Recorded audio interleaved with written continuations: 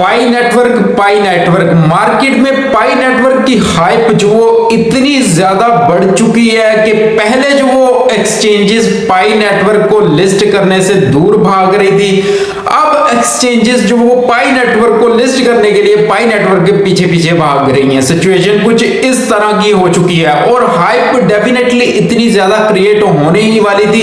जब इतने साल हो चुके हैं लोगों को माइन करते हुए, 6 सालों से लोग जो वो पाई माइनिंग कर रहे हैं, तो फिर हाइप कैसे क्रिएट ना होती।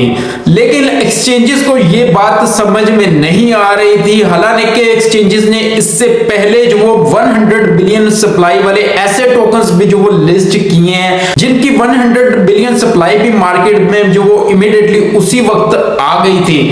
तो इसको लिस्ट करने के लिए जो वो एक्सचेंजेस इतना क्यों जो वो सोच रही थी, तो ये बात थोड़ी सी समझ से बाहर थी। लेकिन अब एक्सचेंजेस वालों का भी जो दिमाग थोड़ा सा जो वो ठिकाने पे आ रहा है और बाइनेंस भी जो वो इसके अंदर इन होने को आ चुका है। बाइनेंस वालों ने अपना वोटिंग पोल जो वो एक्टिव किया हुआ है कि आप लोग वोट करेंगे हमें बाइनेंस के ऊपर पाई को लिस्ट करना चाहिए या नहीं करना चाहिए। और अराउंड 90% यूजर्स जो वो बाइनेंस के जो वो ऑलरेडी यस में वोट कर चुके हैं कि पाई को जो वो बाइनेंस के ऊपर डेफिनेटली लिस्ट होना चाहिए। तो अब हम इसकी थोड़ी सी प्राइस प्रेडिक्शंस वगैरह के ऊपर जो वो फोकस करते हैं कि आखिर पाई की अब प्राइस क्या रह सकती है। और बहुत सारे यूजर्स ये भी कह रहे हैं कि जो OKX वालों ने जो वो 6 बिलियन सर्कुलेटिंग सप्लाई बताई है वो उतनी सप्लाई मार्केट में नहीं आएगी। पाई की सप्लाई बहुत ज्यादा जो वो लॉकिंग में है, तो उतनी सप्लाई जो उन लोगों ने मेंशन करके बता दिया उतनी सप्लाई नहीं आने वाली। तो उसके ऊपर भी बात करते हैं क्योंकि यूजर कहते हैं कि भाई अराउंड 1 बिलियन या 1.5 बिलियन के आसपास जो वो सप्लाई मार्केट में आएगी।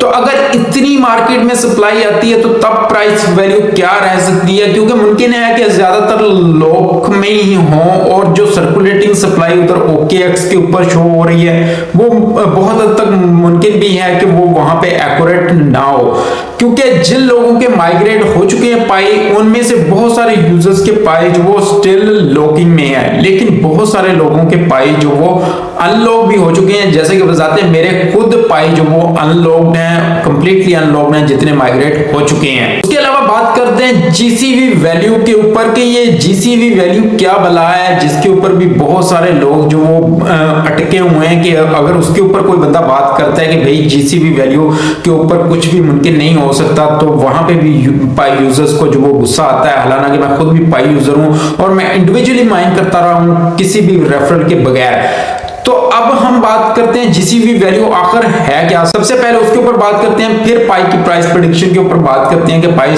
की प्राइस क्या रह सकती है। तो जीसीवी वैल्यू के अंदर जो वो 3,14,000 कुछ डॉलर के ऊपर जो वो जीसीवी वैल्यू जो वो फिक्स की हुई है।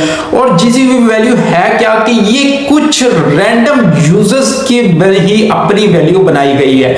इसकी मिसाल मैं बहुत ही आसान तरीकों में आप लोगों को समझाता हूं। अगर आप किसी मोबाइल मार्केट में जाते हैं, चाहे आप किसी भी कंट्री में रहते हैं, आप वहां पे मोबाइल लोकल मार्केट के अंदर जाएंगे तो वहां पे आपको मोबाइल की प्राइसेस जो वो हर शॉप के ऊपर जो वो सेम ही देखने को मिलेगी। तो इसका क्या होता है कि मार्केट के अंदर जो मैनेजमेंट होती है वो एक प्राइस फिक्स कर देती है कि भाई आपने हर यूजर ने, हर दुकानदार ने इस वैल्यू से नीचे जो वो मोबाइल को सेल आउट नहीं करना। तो वो वहां पे लोकल मार्केट में वैल्यू जो वो फिक्स हो जाती है। लेकिन आपको पता होगा कि जब आप लोकल मार्केट में जाते हैं तो तब भी वहां पे भी कोई ना कोई मोबाइल का दुकानदार जो वो आपको मोबाइल सस्ता भी दे देता है। जो इसकी प्राइस वैल्यू होती है, मार्केट वैल्यू चल रही होती है, उससे थोड़ा कम प्राइस में भी दे देता है, लेकिन वो बिल के ऊपर हमेशा प्राइस वही लिख रहा होता है जो मार्केट में उस वक्त प्राइस चल रही होती है। तो ये समझाने के लिए आप लोगों को बता रहा हूं कि ये इंडिविजुअल्स की तरफ से बनाई गई एक प्राइस वैल्यू है कि हमने इससे कम प्राइस में पाई बेचना नहीं है। लेकिन ये प्राइस तब ही मुमकिन हो सकती है जब सिर्फ पाई लोकल मार्केट के अंदर मौजूद हो और पाई जो वो ऑनलाइन किसी भी मार्केट के ऊपर जो वो मौजूद ना हो, मतलब ऑनलाइन किसी एक्सचेंजेस वगैरह के ऊपर मौजूद नहीं होता, जस्ट P2P के थ्रू लोग जो वो बाय कर रहे हैं, तब इस तरह की कुछ बात जो देखने को आ सकती है कि कोई बंदा पाई को सेल ही नहीं करेगा, लेकिन ऐसा तो मुमकिन हो नहीं सकता। लोगों के पास इतना पाई है, कौन सा पाई जस्ट एक एक पाई पड़ा हुआ है, लोगों के पास तो बहुत बहुत हजारों में भी पाई कॉइन जो वो पड़े हुए हैं।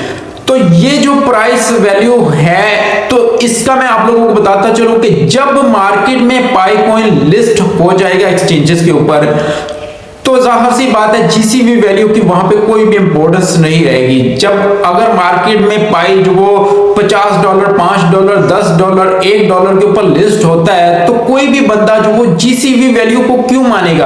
आप अगर आपको चीज कोई ऑनलाइन जो वो ₹1 की मिल रही है, तो आप लोकल मार्केट में जाकर उसको ₹10 की तो नहीं ना बाय करेंगे। आप उस बंदे को कहेंगे भाई ये तो ऑनलाइन तो इतने की बिक रही है, आप हमें क्यों महंगा बेच रहे हैं। तो जीसीवी वैल्यू की ये हकीकत है, तो वो जो इतनी बड़ी अमाउंट लोगों ने रखी हुई है, माइंड सेट करके रखे हुए हैं, वो मुमकिन तो नहीं होने वाली। लेकिन ये है कि हाइप बनाकर रखना अच्छी बात है। जितनी ज्यादा हाइप बनाएंगे उतनी ही ज्यादा एक्सचेंजेस के ऊपर लिस्टिंग के वक्त जो वॉल्यूम आएगी। सो कीप हाइपिंग, जितनी ज्यादा हाइप बना सकते हैं हाइप बनाते रहिए।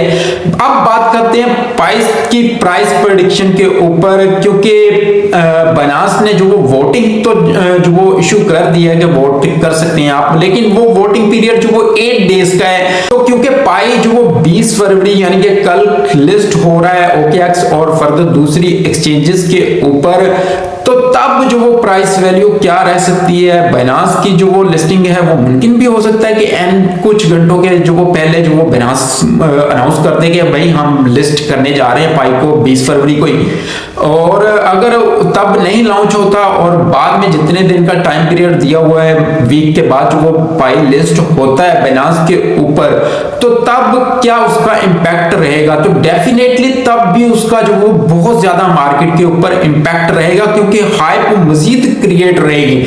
लेकिन ये है कि पाई को लोग फिर भी सेल तो करेंगे ही। अगर जस्ट OKX और फर्दर दूसरी एक्सचेंजेस के ऊपर आता है और बाइनेंस के ऊपर कल ये लिस्ट नहीं होता, तो तब इसकी प्राइस जो वो रह सकती है, जो लोग कह रहे हैं कि 1.5 बिलियन के अराउंड जो वो मार्केट में सप्लाई आएगी। तो हाइप तो बहुत ज्यादा होगी। तो उस हाइप को देखते हुए जो मैं प्राइस जो अज्यूम कर रहा हूं वो मैं सोच रहा हूं कि अराउंड $1 से लेकर $5 तक जो वो मैक्सिमम जा सकती है। तो $1 से लेकर $5 तक क्यों बोल रहा हूं, क्योंकि प्राइस प्रेडिक्शन हमेशा अजम्पशन के ऊपर ही होती है, लेकिन इसका जो वो कंप्लीटली हाइप के ऊपर डिपेंड करेगा। जितनी ज्यादा हाइप रहेगी, जितनी ज्यादा डिमांड रहेगी, उतना ही ज्यादा प्राइस जो अप एंड डाउन हो सकती है। लेकिन आप लोगों को एक आइडिया दे रहा हूं कि $1 से लेकर $5 के अराउंड जो वो प्राइस वैल्यू जा सकती है। और अब हमें देखना होगा कि क्या सभी लोग सेल करेंगे या नहीं करेंगे। तो डेफिनेटली जो वो लोग सेल करेंगे, इसको कुछ लोग होल्ड भी करेंगे। जिन लोगों के पास बहुत ज्यादा पाई है वो क्या करेंगे कि हाफ पाई सेल कर देंगे और हाफ पाई को होल्ड करेंगे। इस तरह की लोग जो स्ट्रेटजी जो वो अपना के रखेंगे। सो आपको भी जो वो वाइजली चलना पड़ेगा। अगर आपके लोगों के पास कम पाई है तो जाहिर सी बात है, अगर प्राइस वैल्यू बहुत ज्यादा कम आएगी तो आप तो उसको बेचेंगे नहीं, क्योंकि मेरे पास भी कोई इतनी ज्यादा पाई नहीं है।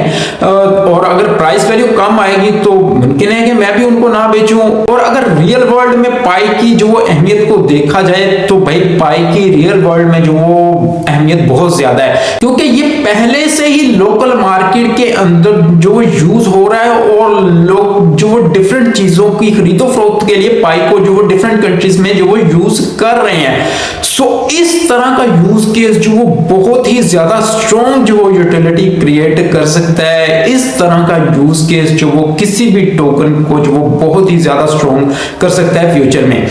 अब अगर फ्यूचर में इसी तरह से पाई यूज होता रहा, जैसे कि पहले डिफरेंट कंट्रीज में लोग जो वो बार्टर सिस्टम की तरह से जो वो उसको यूज कर रहे थे कि चीजें खरीद रहे थे और उसके बदले में पाई पे कर रहे थे, अगर इसी तरह से ये सिलसिला चलता रहा, और क्योंकि पाई के इकोसिस्टम के ऊपर बहुत ज्यादा एप्स भी जो वो ऑलरेडी हैं, तो इसकी जो फ्यूचर में वैल्यू जो वो बढ़ भी सकती है, क्योंकि रियल वर्ल्ड में इसके यूज केस के ऊपर डिपेंड करेगा। तो रियल वर्ल्ड के इसके यूज केसेस का तो हमें लिस्टिंग के बाद ही पता लगेगा कि क्या आया कि उसी तरह से पाए जो वो मार्केट के अंदर रहता है। अगर प्राइस जाहिर सी बात है ड्रॉप डाउन होगी, बहुत ज्यादा कम प्राइस के ऊपर ये लिस्ट हुआ, तो फिर वो उस हिसाब से जो वो लोकल मार्केट के अंदर भी, रियल वर्ल्ड के अंदर भी जो वो उस तरह से चीजें मूव नहीं करेंगी जैसे कि पहले लोग जो वो उसको ट्रेड कर रहे थे। बाकी होप्स हो कि पाई की वैल्यू जो वो अच्छी रहे, जैसे कि बहुत ज्यादा लोग जो वो उम्मीद कर रहे हैं कि पाई की प्राइस वो जो वो $100,